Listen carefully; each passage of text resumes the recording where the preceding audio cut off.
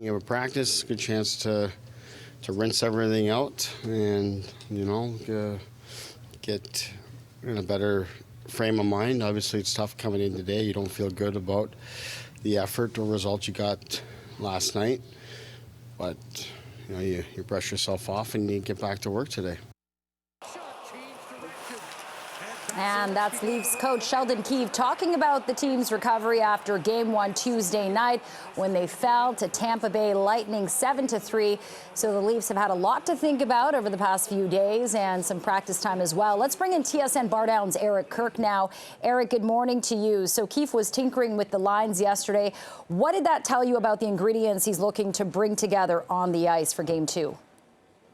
I think this is really nothing new for Sheldon Keefe. He has not been scared to change these lines all season, whether it's take Matthews and Marner apart from each other, move them back, kind of just whatever's working, which in a 7-game series, I really like the confidence to go in and see. Last game didn't work, so clearly something needs to change. Michael Bunting is now out, so someone's got to come in and fill that. Do you go with a skill player? Do you go with a physical player? I'm excited to see what lines he comes out with for Game 2. Okay, and staying on that issue of Michael Bunting, that was certainly an ugly hit.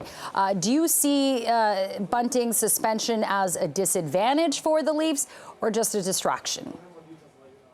I think it's definitely a disadvantage. Bunting's a great player who plays well with Matthews and Marner, and he gets under the other team's skin very well. Love him or hate him, because he does take a lot of penalties. He also draws a lot of penalties. And I think he was trying to get position on that play. It's a weird play. It definitely warranted a suspension. But 3 games is going to be hard for the Leafs to handle in this series. Yeah, that's almost half of it. So we'll see how that affects them there. Now, Eric, some fans and critics online have certainly been complaining about the officiating in Tuesday night's game. Do you think there's an argument to be made there, or do you think that's just a cop-out, an excuse for how they played? I think the only penalty you can really look at and say that wasn't a penalty was the Luke Schenn cross-check when he had one hand on his stick. It's kind of hard to cross-check someone with one hand.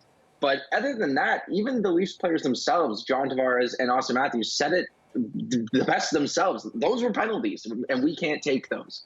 So they know it was penalties. They kind of know they have to change the way that they're going to approach Game 2. And they just need to keep up with the Lightning. They can't let them have the first step, which they seem to be doing a lot in Game 1. So that's certainly something we'll be watching for. Now, look, I know a lot of Leafs fans will be watching maybe with the cloud or disappointment or their hope kind of diminished tonight.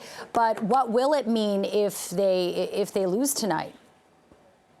If they lose tonight, it's a big mountain. You've completely lost home ice advantage, and you're heading down to Tampa in an arena where they've seen this team go on a run to the Stanley Cup Finals for 3 straight years. So they know that this team can close out series. So going down 2-0 is a hard mountain to climb. Not saying it's completely impossible, but you definitely don't want to put yourself in that situation. Yeah, absolutely. I think there's a sentiment that this is kind of feeling like a do-or-die game tonight to see where it leads the rest of the games.